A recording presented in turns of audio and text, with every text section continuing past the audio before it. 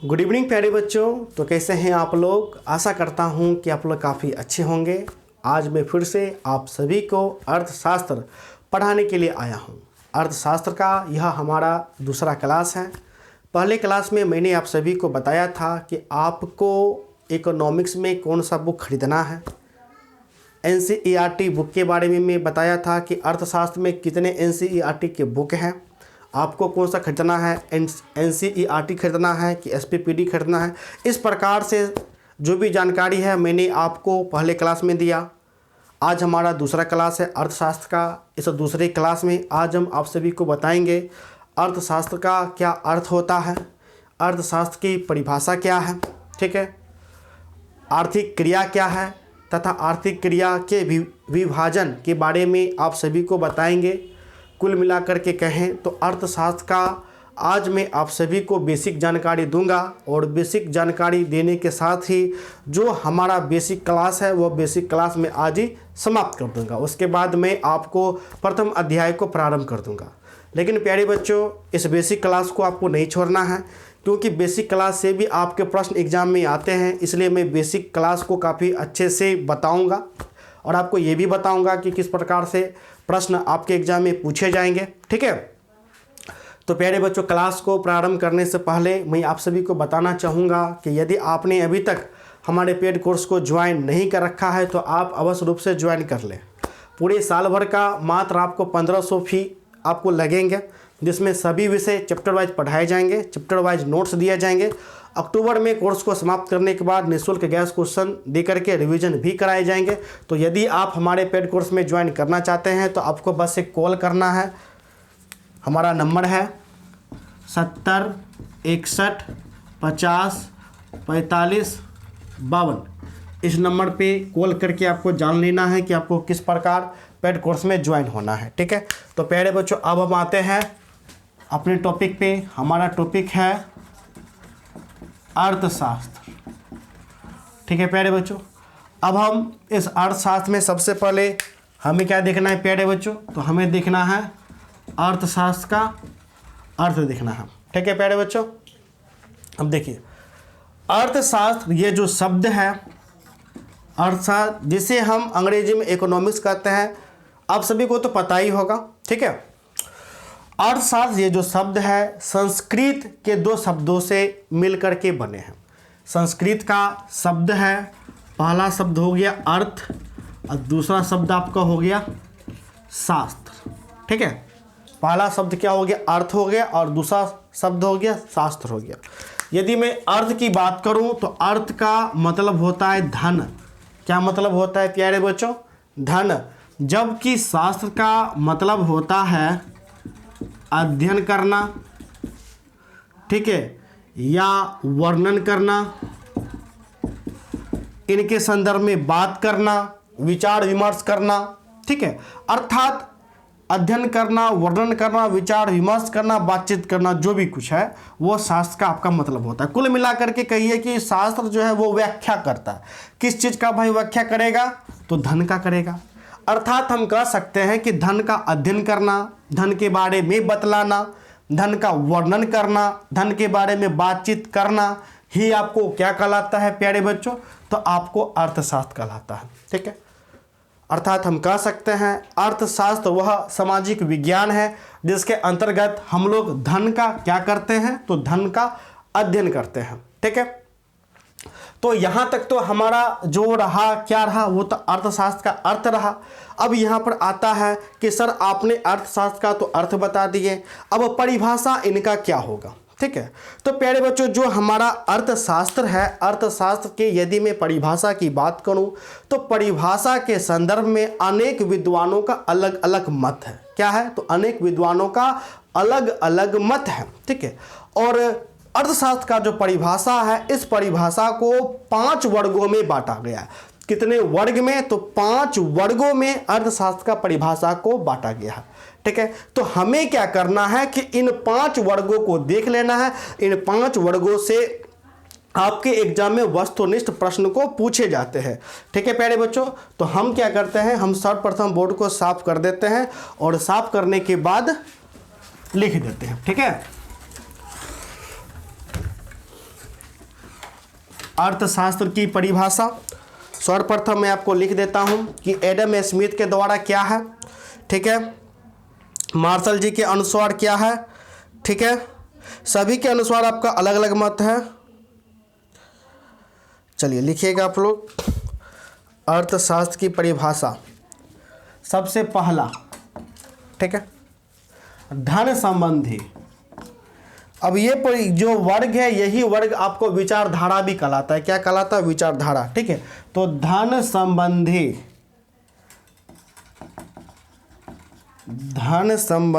परिभाषा, ठीक है। ये धन संबंधी जो परिभाषा दिए हैं ये दिए हैं एडम स्मिथ,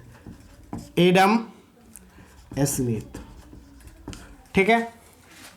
दूसरा आपका हो जाता है, आपको क्या क्या पढ़ना है मैं आपको ये भी बता दूंगा, किस पर ज़्यादा फोकस करना है। कल्याण संबंधी परिभाषा, कल्याण संबंधी परिभाषा दिए हैं मार्शल जी दिए। कौन दिए हैं? मार्शल, ठीक है। आपके एग्जाम में ये सब पूछे जाते हैं। कैसे पूछे जाते हैं मैं आपको बता दूंगा। दुर्लभता संबंधी,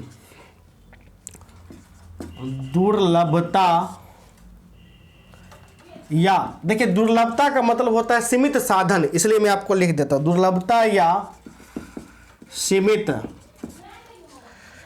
साधन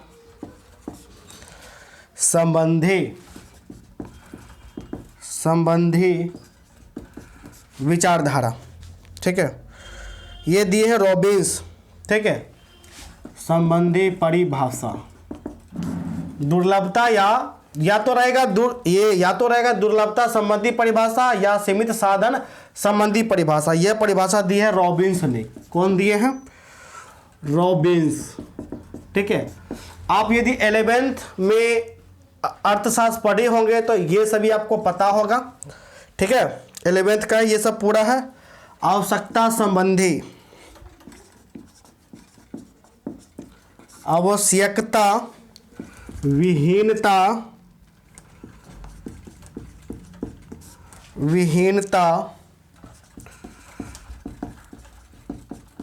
संबंधी परिभाषा।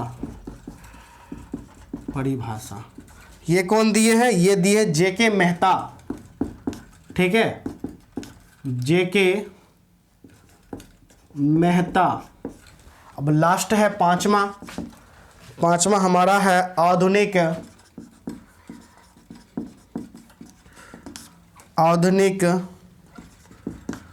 या विकास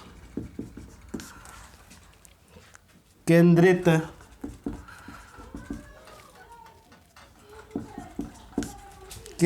परिभाषा। ये सब आप कॉपी में अच्छे से लिख लीजिएगा, ठीक है। ये परिभाषा दी है सिम्युलेशन,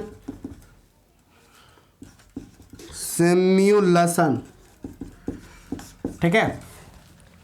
अब देखिए आपके एग्जाम में किस प्रकार से पूछेगा, यह जानना बेहद जरूरी हो जाता है, ठीक है। आपके एग्जाम में इसको तो रट ही लेना है आंख मूंद करके। पहले मैंने क्या किया, आपको अर्थशास्त्र का अर्थ बता दिया। मैंने कहा कि अर्थशास्त्र वह सामाजिक विज्ञान है जिसके अंतर्गत हम लोग क्या करते हैं, तो धन का अध्ययन करते हैं, ठीक है। ये तो अर्थ हो गया साधारण सा। तो फिर आता है भाई परिभाषा, इसका क्या होगा? तो अभी तक मैंने परिभाषा नहीं आपको बताया। परिभाषा के संदर्भ में विद्वानों में मतभेद है, विद्वानों का अलग अलग मत है, ठीक है। और अर्थशास्त्र का जो परिभाषा है वह परिभाषा को 5 वर्गों में बांटा गया। कितने वर्गों में? 5 वर्ग में। अब यही 5 वर्ग आपको विचारधारा भी कहलाता है। क्या कहलाता है? विचारधारा। ये 5 विचारधारा आपको इस प्रकार से है। आपके एग्जाम में कई बार प्रश्न पूछे जाते हैं कि धन संबंधी विचारधारा किनका है, तो उत्तर हो जाएगा एडम स्मिथ। क्या हो जाएगा? Adam Smith. अर्थात आपके यदि ऑब्जेक्टिव में रहे कि धन संबंधी परिभाषा अर्थशास्त्र का कौन दिया, एडम स्मिथ दिया, ठीक है। समझ गए? तो आपके एग्जाम में यदि रहेगा कि धन संबंधी परिभाषा या विचारधारा किसने दिया, ऑप्शन है एडम स्मिथ, मार्शल, रॉबिन्स। उत्तर क्या हो जाएगा? Adam Smith.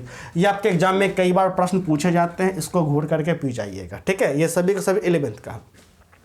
आपके एग्जाम में पूछा जाएगा कल्याण संबंधी विचारधारा, या तो रहेगा विचारधारा या रहेगा परिभाषा। कल्याण संबंधी परिभाषा कौन दी है? उत्तर क्या हो जाएगा? मार्शल। क्या हो जाएगा? मार्शल। मार्शल ने अर्थशास्त्र का जो परिभाषा है वह आपको कल्याण संबंधी आपको दिए थे। कल्याण संबंधी वो विचार विमर्श आपको किए थे। ठीक है। दुर्लभता संबंधी अर्थात सीमित साधन संबंधी जो है यह विचारधारा किनका है? दुर्लभता संबंधी विचारधारा है रॉबिन्स का। आपके एग्जाम में कई बार प्रश्न भी आते हैं कि दुर्लभता संबंधी विचारधारा किनका है? रॉबिन्स का। या इसको इस प्रकार भी आपके एग्जाम में पूछा जा सकता है कि दुर्लभता या सीमित साधन संबंधी परिभाषा किसका है? तो उत्तर क्या हो जाएगा? रॉबिन्स का हो जाएगा। या तो ये पूछा जाएगा। ठीक है। इसी प्रकार आवश्यकता विहीनता संबंधी परिभाषा ये कौन दिए? यह दिए जेके मेहता। और इसी प्रकार आधुनिक या विकास केंद्रित परिभाषा कौन दिए? ये दिए सैमुएल्सन। आपके एग्जाम में ये दोनों काफ़ी ज़्यादा पूछे जाते हैं, सबसे ज़्यादा ऊपर वाला, उसके बाद ये तीनों उतना नहीं पूछा जाएगा। बहुत करेगा दुर्लभता तक जाएगा तो आपको दुर्लभता तक याद करना है, इन दोनों को क्या करना है? इन दोनों को छोड़ देना है। ठीक है। तो इस प्रकार से आपको क्या हुआ? तो इस प्रकार से अर्थशास्त्र का जो परिभाषा को 5 वर्गों में आपको रखा गया। सर्वप्रथम हम लोग देखेंगे एडम स्मिथ, इसका अनुसार देखेंगे एडम स्मिथ। ठीक है। अब एडम स्मिथ जो महाशय है, यह महाशय कहते हैं, क्या कहते हैं? यह महाशय कहते हैं कि अर्थशास्त्र क्या है? तो अर्थशास्त्र धन का विज्ञान। अर्थशास्त्र क्या है? धन का विज्ञान। अब एडम स्मिथ ने कैसे कहा कि अर्थशास्त्र धन का विज्ञान है? क्योंकि एडम स्मिथ ने एक किताब लिखा था, एक पुस्तक लिखा था। यह पुस्तक लिखा था 1776 में। कब लिखा था? 1776 में। इस पुस्तक का नाम है वेल्थ ऑफ नेशन। ये वेल्थ ऑफ नेशन मैंने शॉर्ट में बोला, इसका पूरा नाम बहुत बड़ा नाम है, हालांकि कोई बात नहीं, पूरा नाम मैं आपको लिख देता हूं। ठीक है। तो टेम्पोररी में आपको बोलता हूं कि एडम स्मिथ ने एक बुक लिखा जिसका short name wealth of nation है। उस बुक में एडम स्मिथ ने अर्थशास्त्र को धन संबंधी विज्ञान माना है। क्या माना है? तो धन संबंधी विज्ञान माना है। ठीक है। अर्थात हम कह सकते हैं कि अर्थशास्त्र आपका क्या है? तो अर्थशास्त्र को धन संबंधी विज्ञान किसने माना? तो उत्तर क्या हो जाएगा? एडम स्मिथ ने माना। मैं उस बुक का नाम भी आपको लिख देता हूं, आप लोग पॉइंट बना करके कॉपी में आप लोग लिखिएगा। ये लिखने के बाद अब आप लोग लिखिए। ठीक है।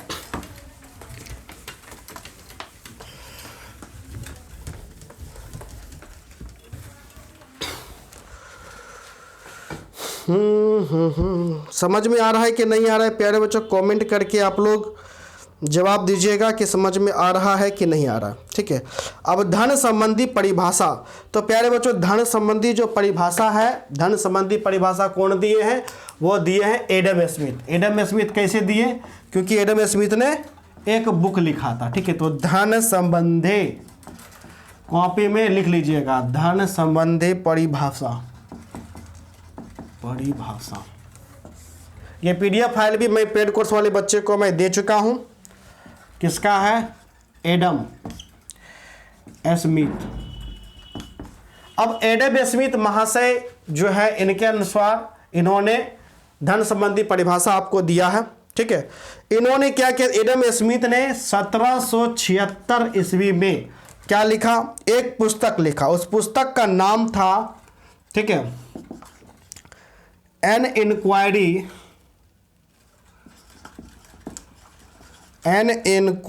इनटू द नेचर, मन है तो आप लोग भी किताब का नाम लिख लीजिए, into the nature and the cow sage of the wealth of Nations.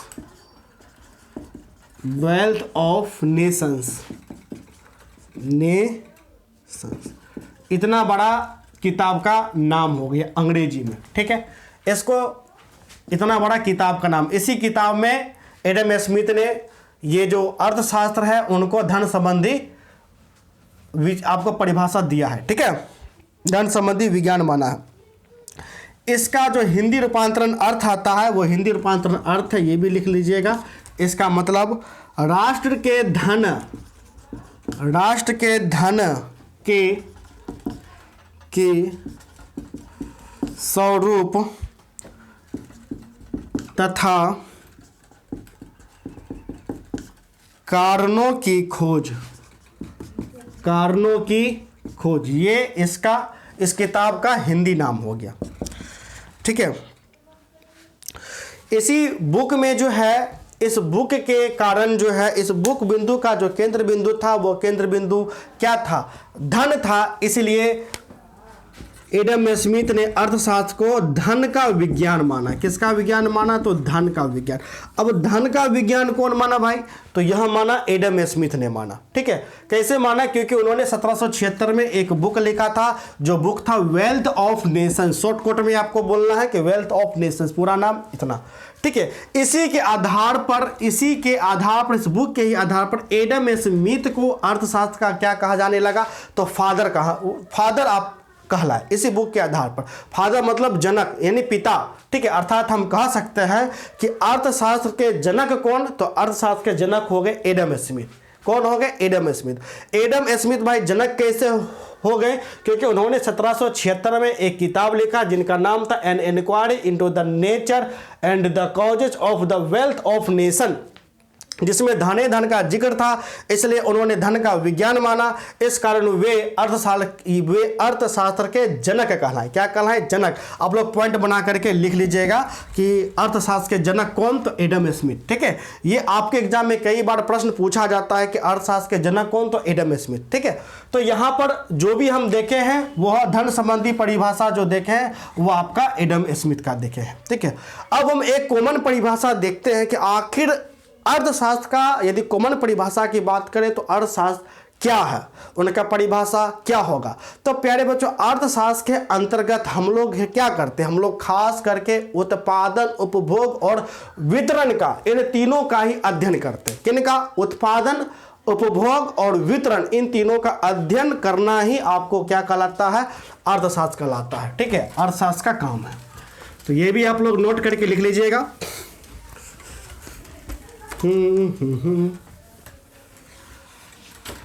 कपड़ा थोड़ा सा कहीं रखा गया है, चलिए।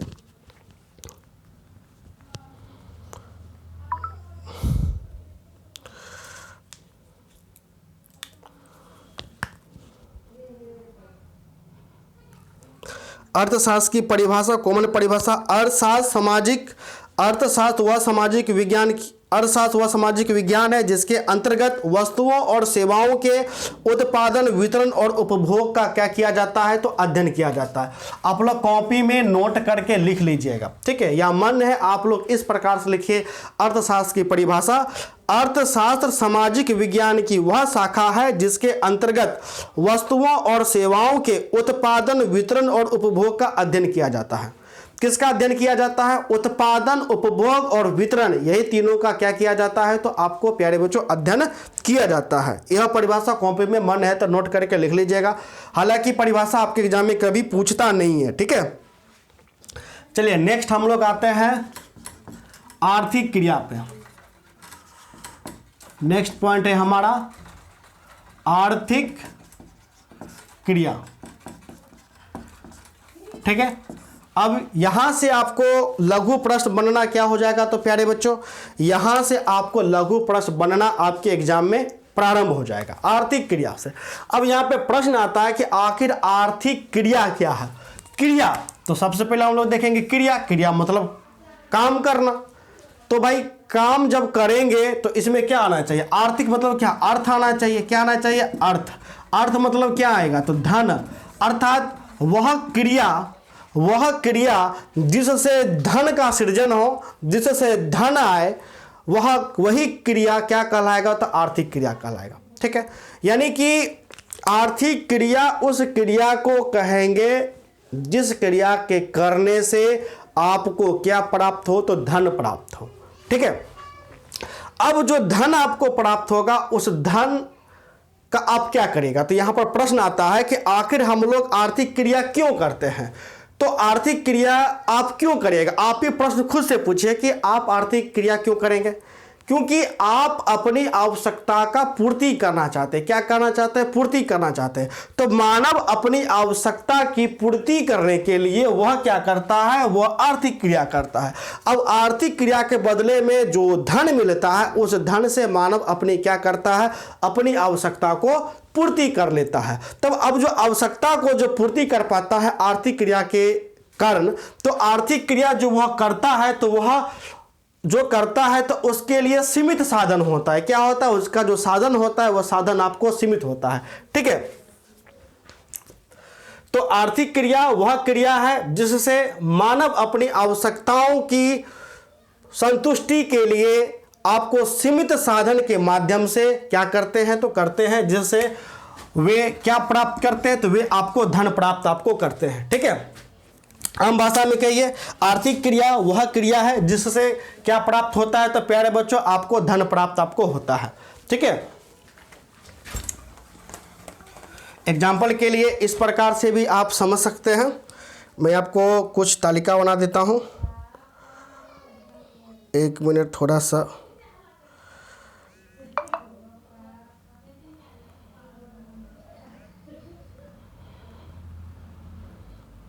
ठीक है।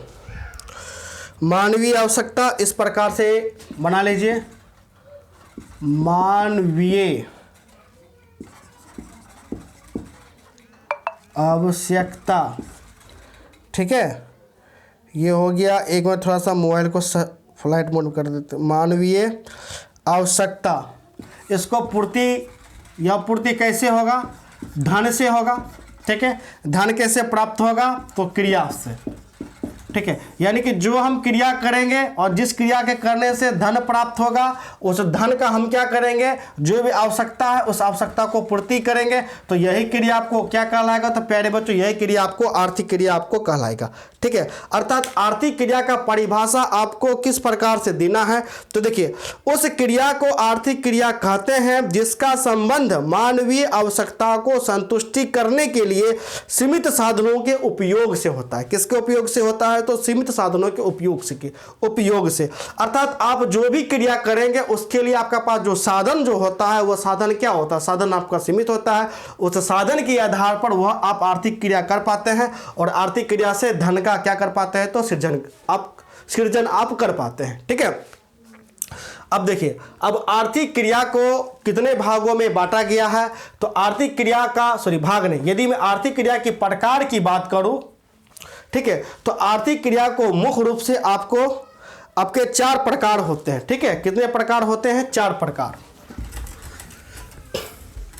यदि मैं आर्थिक क्रिया के प्रकार की बात करूं तो आर्थिक क्रिया के मुख्य तौर पर से 4 प्रकार होते हैं। पहला हो जाएगा उपभोग, उत्पादन, वितरण और निवेश। ठीक है।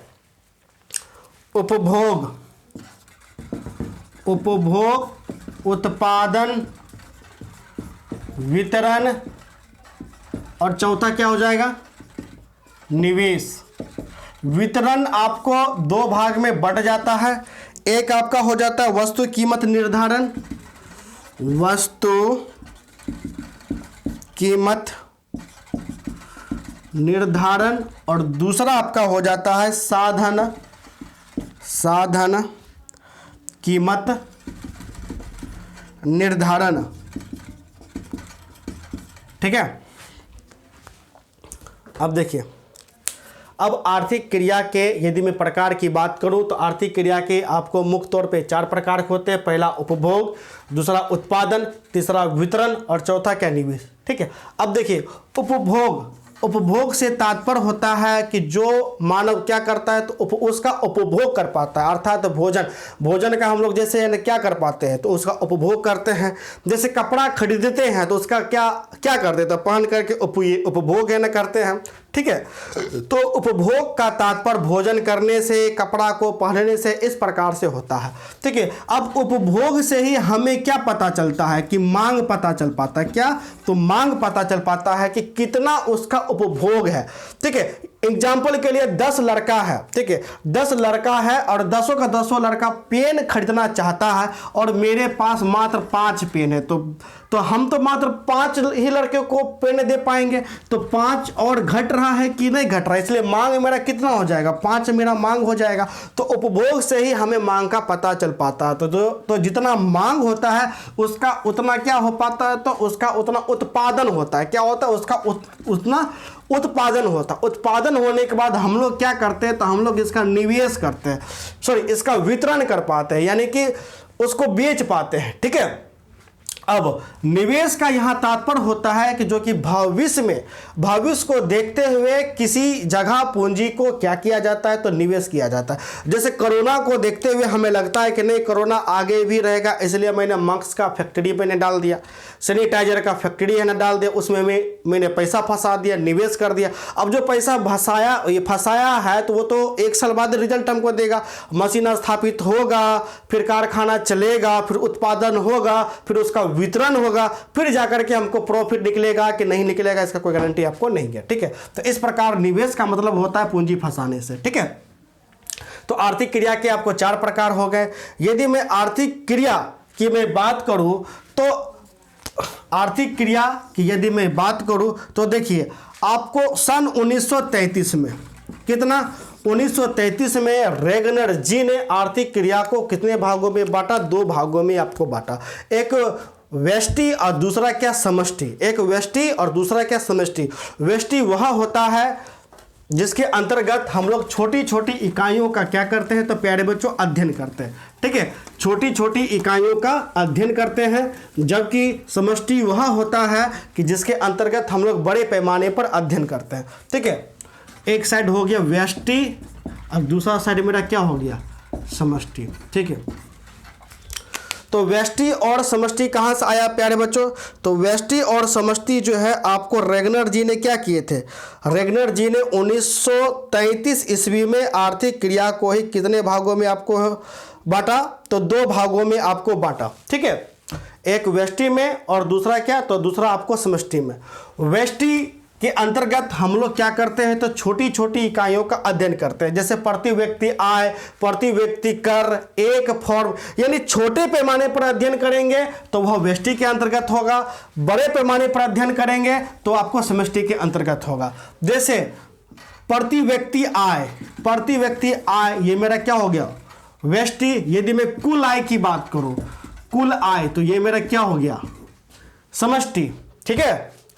यदि मैं उपभोग की बात करूं, उपभोग ये मेरा क्या हो गया, व्यष्टि। प्रति व्यक्ति उपभोग व्यष्टि, जबकि यदि मेरा रहेगा कुल उपभोग तो ये मेरा क्या हो गया, समष्टि, ठीक है।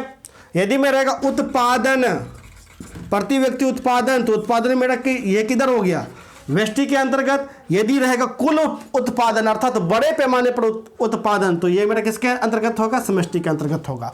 तो प्यारे बच्चों जो भी बेसिक है वो बेसिक आपको समाप्त हो चुका है, और नेक्स्ट क्लास में मैं आपको क्या करूंगा, अर्थशास्त्र का जो प्रथम अध्याय है, प्रथम अध्याय वह है परिचय का, वो मैं आपको प्रारंभ कर दूंगा। तो आशा करता हूं कि आपको यह क्लास आपको काफ़ी अच्छा लगा हो। तो मिलते हैं नेक्स्ट क्लास में, तब तक के लिए धन्यवाद, बाय, जय हिंद।